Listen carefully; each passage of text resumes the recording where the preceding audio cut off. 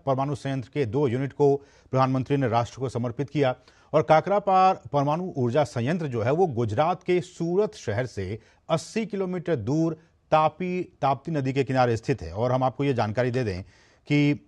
ये जो 2 नए हैवी वाटर रिएक्टर हैं, 22,500 करोड़ रुपए की लागत से ये 2 नए हैवी वाटर रिएक्टर का लोकार्पण आज किया गया प्रधानमंत्री की तरफ से। और इसी यूनिट में इस वक्त आप देख सकते हैं इन तस्वीरों के जरिए प्रधानमंत्री मौजूद। और ये जो काकरापार रिएक्टर है इसमें यूनिट 1 और यूनिट 2 2 यूनिट, और इनमें से अभी जो प्रत्येक की क्षमता वो लगभग 220 मेगावाट की है। लेकिन जो 700 मेगावाट की परियोजनाएं यूनिट 3 और यूनिट 4 की हैं, वो विश्व में कहा जाता है कि सबसे सुरक्षित रिएक्टरों में से अगर कोई रिएक्टर है तो वो काकरापार का जो न्यूक्लियर इंस्टॉलमेंट है वो है, सबसे सुरक्षित माना जाता है इसे।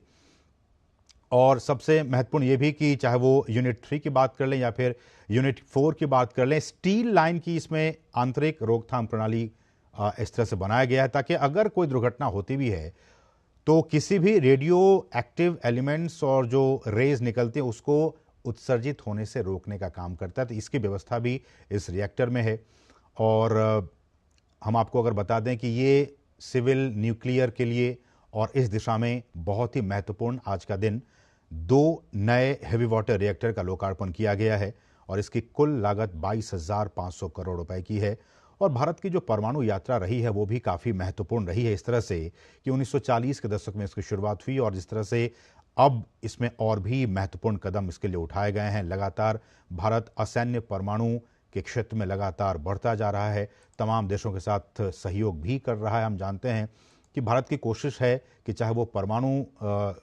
ऊर्जा की बात हो या फिर जो गैर परंपरागत जो ऊर्जा की बात है, इसमें किस तरह से भारत अपने आप को आगे बढ़ाए ताकि प्रधानमंत्री का जो एक सपना है कि 2070 तक हम कार्बन न्यूट्रल देश के तौर पर खुद को स्थापित करें, उस दिशा में आज का दिन काफ़ी महत्वपूर्ण। और थोड़ी सी तकनीकी जानकारी आपको ये दे दें कि जब हम कहते हैं कि हैवी वाटर रिएक्टर, इसका मतलब ये कि ये एक परमाणु ऊर्जा रिएक्टर होता है जो कि आमतौर पर उसमें जो ईंधन यूज़ किए जाते हैं, हम जानते हैं कि यूरेनियम का प्रयोग होता है, थोरियम का प्रयोग होता है, ये आमतौर पर इसके ईंधन होते हैं। तो अपने इस ईंधन के रूप में जो असंवर्धित जो प्राकृतिक यूरेनियम है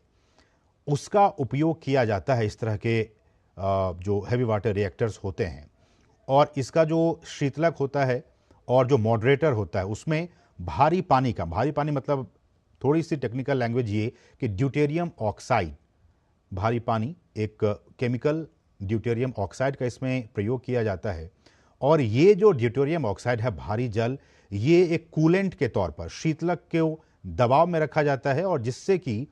बिना उबाले एक बहुत ही उच्च तापमान तक इसे गर्म किया जा सकता है। जैसा कि एक अगर हम कहें कि जो सामान्य दबाव वाले जो जल रिएक्टर होते हैं उसमें वैसा ही होता है, जबकि भारी पानी सामान्य जो हल्के पानी की तुलना में काफ़ी अधिक महंगा होता है। और हम सभी ने पढ़ा होगा इलेक्ट्रॉन, प्रोटॉन और न्यूट्रॉन के बारे में अपने स्कूली शिक्षा के दौरान। तो ये न्यूट्रॉन की जो वहाँ स्थिति होती है उसको काफ़ी बढ़ा देता है, जिससे रिएक्टर्स को ईंधन के संवर्धन की सुविधाओं के बिना भी संचालित करने की आपको एक अनुमति मिल जाती है, सहूलियत हो जाती है। तो ये कुछ तकनीकी बातें, और इसी लिहाज से आप देख सकते हैं कि चाहे वो हैवी वाटर रिएक्टर की बात हो या फिर इससे पहले की जो स्थिति थी, इन दोनों ही स्थितियों में बहुत ही महत्वपूर्ण परमाणु ऊर्जा के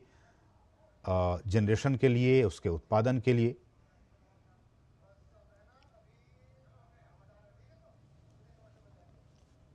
तो आज का दिन परमाणु ऊर्जा के लिहाज से बहुत ही महत्वपूर्ण दिन, 2 नए हैवी वाटर रिएक्टर का लोकार्पण।